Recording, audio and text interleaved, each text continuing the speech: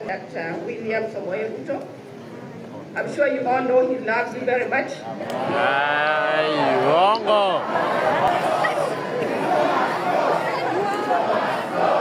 Ruto must go. These are young people, young voters, the Gen Zs. And here they are sending a strong message to President William Ruto. And the message is, Ruto, we are tired with you. Ruto, we don't want you.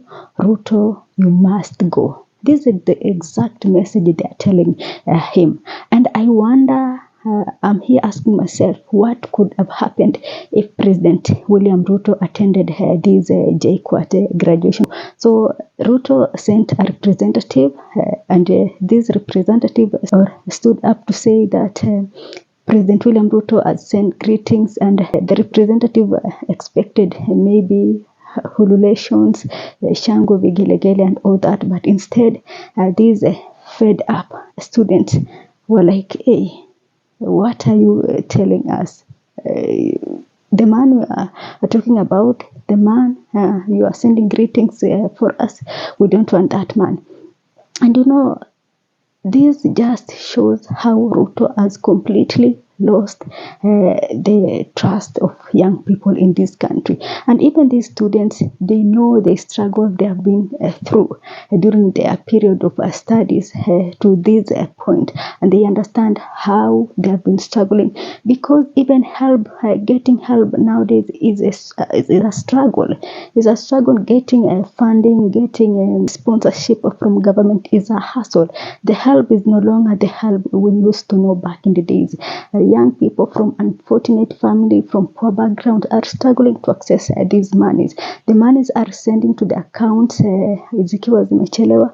So after getting all through the mud and the struggle was they've been through in getting perhaps the help funding, they couldn't sit down and wait for more, in quote, lies. So from this clip, I can say that President William Ruto has completely lost the trust of the young people in this country. He has completely lost the trust of the Gen Zs in this country. Remember those young guys who were shot dead during the protest, during the June protest, and all the demos that has happened in this country. Majority of them were university students, college students, and so this thing still stuck with the young people, that we lost comrades, we lost our friends, we lost our comrades, and this for doing nothing. You see, going to the street and demonstrate is protected under Constitution. These people were just in the streets with phone, water, and others were telling them that they just had iPhone and water. So with somebody going to the street with nothing, with no harm, with no any tool, why would they shoot them dead? That was so unfortunate, and that is so sad up to today. So I'm one of those people who believes that the president will have a hard task to try and attract young people to his side. Because from the conversation online, I can tell that these young people don't want to see President William Ruto totally. They feel like, hey, this man, and we know the majority of people who voted for President William Ruto were the young people of this country.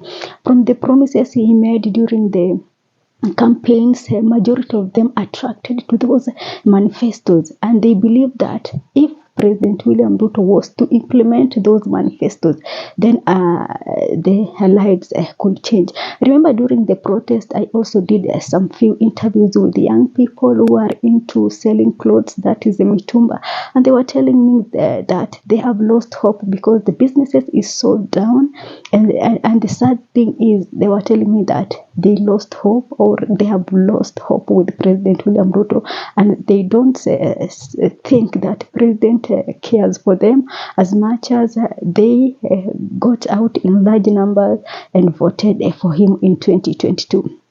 And this is the reason, if you are keen, you will realize that the president is starting to play a tribal politics, because he knows if he goes tribal, then there is a chance for him to be elected in 2027. But if he goes by the economy, the social life, and the life in general of Kenyans, then he lost it. So at this moment, he is trying so hard to play tribal politics, and is trying so hard to ensure that he is hurting Kikuyu to the fullest, because he knows with the young people gone, with the churches gone, and with the central region gone, the only thing that he is left with is to try and play that tribal politics in order to get back that seat in 2027. So for young people, I think the president, the message is so clear and the message is so straight that Ruto must go, and Ruto, we don't want you. And even these young people know that they have studied for 5 years, for 4 years, and they know that there is no jobs in this country. They are struggling to take our young people to other countries to go work for them. And I saw somebody say that Kenyans going to seek greener pastures abroad or in another country should have not been a compulsory thing. It should have been a case of, you want a greener pasture, so I'm going or I'm moving to another country to look for a greener pasture. But that is not the case at the moment. At the moment, it is something that you are forced to, because you don't have an option. But in real sense, that should not be the option. The option should be, in Kenya, I'm doing this and I'm getting this amount of money. Why don't I go to another country to seek greener pastures? That is what it should have been. But here we have Alfred Mutua taking Kenyans to other countries to seek job opportunities for them in those UAE and other countries. And it is like many of them are terming this as modern day slavery, because the stories we are getting from these people. I've also seen that CNN journalist Larry Madowo had a conversation with them, and the complaints were so much and the complaints were so painful. So these Kenyans in other countries are going through a lot, and the unfortunate thing is, if they table or they present their concerns to the immigration officer in these countries, nothing is done. Nothing is done. They are left to suffer to their death, because there are those who have come this country back home in their casket.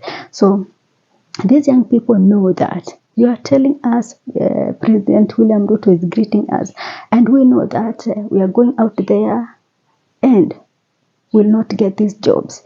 These jobs imebakia tu ya politicians and their relatives and the influential people. The common kid from a common man is not going to get a job in this country, and this is the saddest thing. So the reality is, they know the reality on the ground. They know that as much as we are here celebrating our graduations and all that, but we know very well that the jobs we have in this country have been preserved for specific people. And here we're talking about the politicians and who is who in this country. So for others who are just watoto wa hustler, know very well that they will have to do a lot to get this job, or perhaps move to another country to practice, to get these mean jobs in other countries. So this is a message to President William Ruto. You need to act. You need to do something. You need to recollect your thoughts, to recollect your actions, and at least try and do something, because you promised during the 2022 campaigns that you are going to take care of the young people of this country. But 2 years later, the young people of this country are suffering because they are jobless, because the economy is so bad. Even those who are hustling here and there, they cannot meet their basic needs because things are tough. So make it easier for young people, because they are the majority. If you fail to do so, I believe that in 2027, they are going to tell you something, and it is something that you may not like. So do something. It is 2 years still remaining. I believe that you can still use these 2 years remaining to at least make this Kenya great, and make this country accommodative to all of us, be it young people, be it generation Gen Z, generation X, Alpha, and all the people in this country. You must make this country great for them, and you make this country friendly for them, because we don't have another country to go to. So that is it for me for today. Thanks for watching. This is Sophia Live.